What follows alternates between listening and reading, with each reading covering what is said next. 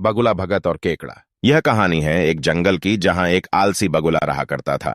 वह इतना आलसी था कि कोई काम करना तो दूर, उससे अपने लिए खाना ढूंढने में भी आलस आता था। अपने इस आलस के कारण बगुले को कई बार पूरा पूरा दिन भूखा रहना पड़ता था। नदी के किनारे अपनी एक टांग पर खड़े खड़े दिन भर बगुला बिना मेहनत किए खाना पाने की युक्तियां सोचा करता था। एक बार की बात है जब बगुला ऐसी ही कोई योजना बना रहा था और उसे एक आइडिया सूझा। तुरंत ही वह उस योजना को सफल बनाने में जुट गया।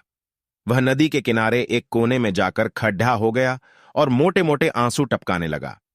उसे इस प्रकार रोता देख केंकड्ढा उसके पास आया और उससे पूछा, अरे बगुला भैया, क्या बात है, रो क्यों रहे हो? उसकी बात सुनकर बगुला रोते रोते बोला, क्या बताऊं केंकड्ढे भाई, मुझे अपने किए पर बहुत पछतावा हो रहा है। अपनी भूख मिटाने के लिए मैंने आज तक न जाने कितनी मछलियों को मारा है। मैं कितना स्वार्थी था, लेकिन आज मुझे इस बात का एहसास हो गया है और मैंने यह वचन लिया है कि अब मैं एक भी मछली का शिकार नहीं करूंगा। बगुले की बात सुनकर केंकड्ढे ने कहा, अरे ऐसा करने से तो तुम भूखे मर जाओगे। इस पर बगुले ने जवाब दिया, किसी और की जान लेकर अपना पेट भरने से तो भूखे पेट मर जाना ही अच्छा है भाई। वैसे भी मुझे कल त्रिकालीन बाबा मिले थे और उन्होंने मुझसे कहा कि कुछ ही समय में 12 साल के लिए सूखा पड़ी ढहने वाला है, जिस कारण सब मर जाएंगे। केंकड्ढे ने जाकर यह बात तालाब के सभी जीवों को बता दी। अच्छा? तालाब में रहने वाले कछुए ने चौंक कर पूछा, तो फिर इसका क्या हल है? इस पर बगुले भगत ने कहा, यहां से कुछ कोस दूर एक तालाब है, हम सभी उस तालाब में जाकर रह सकते हैं। वहां का पानी कभी नहीं सूखता। मैं एक एक को अपनी पीठ पर बैठाकर वहां छौड़ट कर आ सकता हूं। उसकी यह बात सुनकर सारे जानवर खुश हो गए। अगले दिन से बगुले ने अपनी पीठ पर एक एक जीव को ले जाना शुरू कर दिया। वह उन्हें नदी से कुछ दूर ले जाता और एक चट्टान पर ले जाकर मार डालता। कई बार वह एक बार में 2 जीवों को ले जाता और भरपेट भोजन करता। उस चट्टान पर उस जीवों की हड्डियों का ढेर लगने लगा था।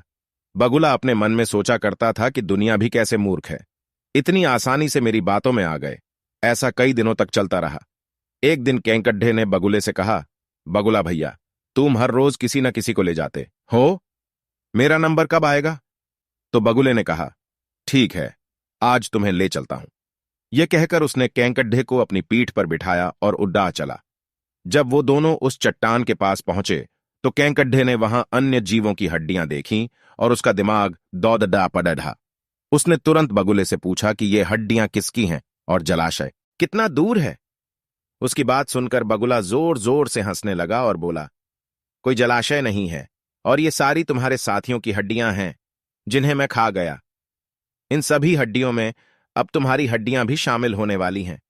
उसकी यह बात सुनते ही केंकड्ढे ने बगुले की गर्दन अपने पंजों से पकड़ डाली। कुछ ही देर में बगुले के प्राण निकल गए।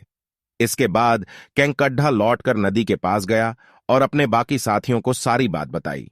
उन सभी ने केंकड्ढे को धन्यवाद दिया और उसकी जय जयकार की। कहानी से सीख। इस कहानी से हमें यह सीख मिलती है कि हमें आंख बंद करके किसी पर विश्वास नहीं करना चाहिए। मुसीबत के समय भी संयम और बुद्धिमानी से काम करना चाहिए।